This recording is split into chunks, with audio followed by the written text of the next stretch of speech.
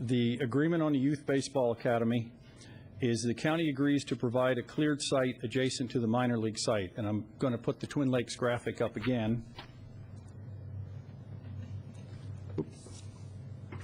The site that we're expecting for the Youth Baseball Academy is in this general area. So the county will provide the cleared site. The academy and the facilities will be funded by the Orioles or Ripken Baseball. And the timing of the development and construction of the fields is dependent on the Orioles and Ripken Baseball raising the necessary funds to proceed with the project.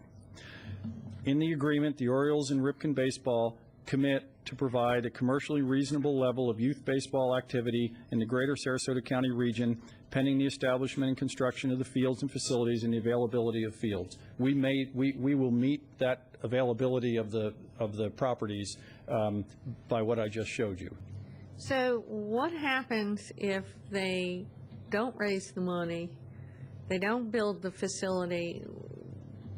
Commercially reasonable is a fairly meaningless term. You know, commercially reasonable to whom and whose schedule?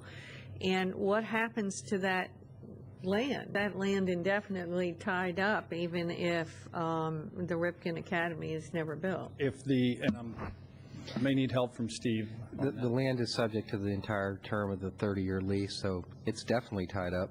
For 30 years. 30 years. Yeah.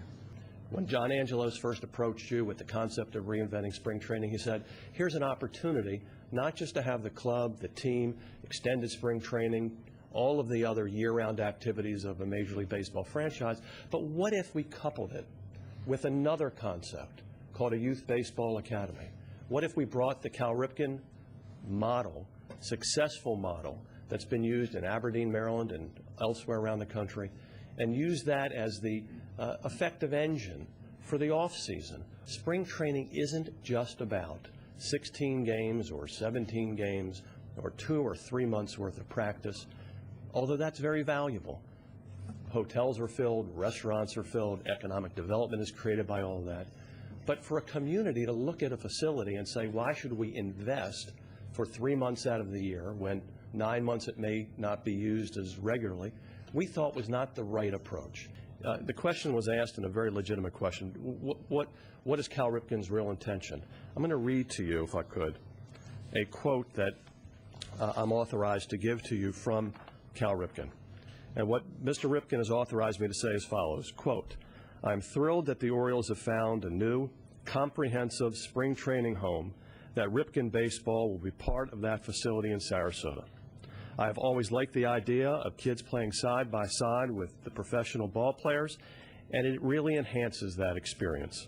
We are excited to partner with the Orioles and with Sarasota to bring our Youth Academy model to the community. They have every intention of making this work. They are excited about it. They have talked to us about design plans. We have spent a lot of time making sure that the acreage that we previously talked about, or Dave did, works for them, and it works for us. And hopefully it will work for you. It wasn't perfect for us. It may not be perfect for you, but it's a balance, and that's what all good economic arrangements really are. We will continue to work with you to make that balance effective. If we design places in this MOU that don't work in practice, we'll work with you to make sure that they do. Our intent is to be a partner with this community. We're in the retail business. At the end of the day, we are an entertainment product. It is of value to us to have you satisfied, to have the community satisfied, and to have everyone working together for the values that we think are important in this project. So let me walk through a few pieces of it. On the minor league complex, we have a lot of interesting design ideas. We've turned to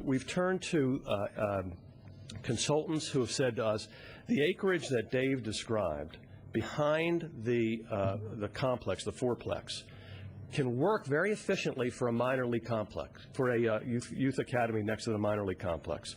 The Ripken folks, as he pointed out in his quote, are really excited about the interface. How interesting would it be, and how enjoyable would it be for a 12-year-old or a 13-year-old who's playing a game on the backfield of his Little League here as part of the academy to look up and see a Major League player working out doing the same exact thing. It's putting it together that creates the synergy, that creates the energy, that creates the economics. And it also reinvents spring training. When will Ripken Baseball and the Orioles be able to build the Cal Ripken Academy? And when do the Orioles expect to be able to get the funding to build the academy, the Orioles or Cal Ripken? That is absolutely the right question to ask, and I apologize I didn't address it directly before. Everyone on our end of the equation, and that's the Orioles and Cal Ripken, want this to move rapidly. It's a big part of the economics that make it work for us. As you saw in terms of the allocation of certain revenues, for this to work for us, we need that piece of it in place. Cal's aware of that, but more importantly, he wants to do this. There's a phrase in the section on Cal Ripken that he added, we didn't put in. He asked us to put it in, and that was while the Ripken folks are looking for funding, he commits to be here and conduct facilities and conduct youth activities. I didn't put that language in. His people asked for it because he wanted to demonstrate to you that this is not a fly-by-night offer. This is a strong, solid commitment, and they want to be here. Well, I'm, as I said, very heartened to hear that, but the two questions had whens attached to it. The when is as soon as we can raise those funds, and we will commit to do that, start doing that immediately. So I gather you can't give us a when. I will push as hard as you will, and probably harder. Do you have any experience with how long this has taken in other communities? No, I don't, but I will get the answer for you. Okay, that'd be great. Thank you.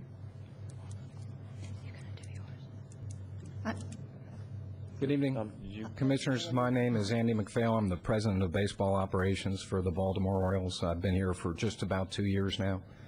I'm the player personnel guy. The good news is I'll be brief. Sort of a Johnny-come-lately to this process anyway, but I do want to express two thoughts, if I could. The first is on behalf of the Orioles baseball side, our gratitude for your efforts. I mean, all of you on both sides of the party. This has been something that's important to us for a long time, and as Alan alluded to earlier, we know it's been a long process. Second, and most important, is if you think Cal Ripken was enthusiastic about coming here, you have no idea how enthusiastic the baseball side is. We've been operating under handicap really for the last 15 years, being 3 hours separated from our minor leagues. This is a great piece in the puzzle for us. We understand and keenly feel the responsibility of the baseball tradition here in Sarasota, and we have a responsibility to live up to it, not just on how we conduct ourselves on the field, but how we conduct ourselves off the field as well. We have been working very hard over the last couple of years to try to rebrand our team. We are trying to get younger, more enthusiastic, more attractive, obviously better. We have to compete in the game's toughest division. And I think our goal is, as it's always been, whether we're here or anywhere else, we want to make you proud of the association being with the Baltimore Orioles. And I saw in the memorandum of understanding that you've agreed to allow, Booker High School and Cardinal Mooney to use in the AAU tournaments and the other community uses.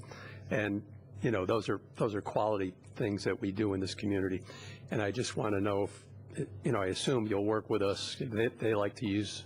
They practice, a lot of practices with the high school baseball teams, Booker and Mooney, absolutely, and also AAU. So we'd love to be able to work with you along those lines. I'd like to think we're not stupid. And, I'll give you this, Commissioner. I've been, since 1987, I've either been a general manager or a president of a team. And never once in that period have I ever gone to arbitration with a player, which is hard to do. Some may say I'm a softie, but I always think there's a way to work it out. And obviously, this is really about a relationship. It's a 30-year agreement. What we wanted to talk to you about today was the vision that we had once we were invited to talk with you all about putting together a long-term partnership. The vision that we had and continue to have today is that we would create the greatest possible value back to the local community that we could conceive of. But we felt that we could revitalize and revise and build upon the traditional spring training model such that we could contribute even more to the community. That is why we included such elements as the Cal Ripken Jr. Youth Academy. That is why we included such elements as the multimedia marketing partnership. The Cal Ripken Youth Academy has been much talked about. Cal's a wonderful person. He was a wonderful player. He has enjoyed, and we have enjoyed, a long relationship with him, with his operations, and with his foundations. And it was our pleasure to be able to talk with Cal and then talk with all of you about that, adding that component. It is really a uniquely valuable component that joins with the unique value that every major league club, including the Orioles, brings. I won't get into the details of the CSL study. I leave that to the chamber and to all of you, but certainly it suffices to say that the independent consultant looked very hard at both of those elements and recognized a tremendous value. That's important to our organization because we only want to advance a proposal that we believe delivers supreme value and that we can be proud to advance and advocate to you and to the community. We are confident that we achieved that goal in putting those two critical elements together for your consideration. We also have stressed, as another component of our proposal to you, that there would be a synergistic benefit to the parks and recreational resources on the site, that the synergy of Cal Ripken's Academy and the Orioles year-round operation creates an opportunity to create a community sports park complex. Not every organization stresses that. Our organization does, and we think there's a value to that as well. We want the public using the facility. We do not use 100% of the facility 100% of the time, and we want the community using it every moment that we're not, and we think that there are quite a few moments there, and we've had some opportunities, as was mentioned, to work with your parks and recreational people to achieve that. So I think there's a value to that, too. We think that the payback is so significant that the economics are so stunningly in favor of the community good that we advocate it to you. And in fact, we wouldn't advocate it to you, and we would not have brought that proposal on the first day or today or any time in between if we didn't stand behind it, not only in terms of the philosophical benefit for the community, but in terms of our willingness and our commitment to fulfill each and every promise contained within that proposal. From time to time along the way, questions have arisen. Will this component be included if we strike a partnership? Will that component be included? That's an easy question for us to answer. We wouldn't have put any component in the proposal had we not intended to fulfill those components and fulfill all aspects of the proposal, both upon execution and every day after that. Moreover, this organization as an ownership group and all of those who are associated with it stand for over-delivering on our promises, over-delivering on our representations. We told the staff and the commission early on that there was a value we associated with this proposal, and there were naturally questions about that, and those were good questions.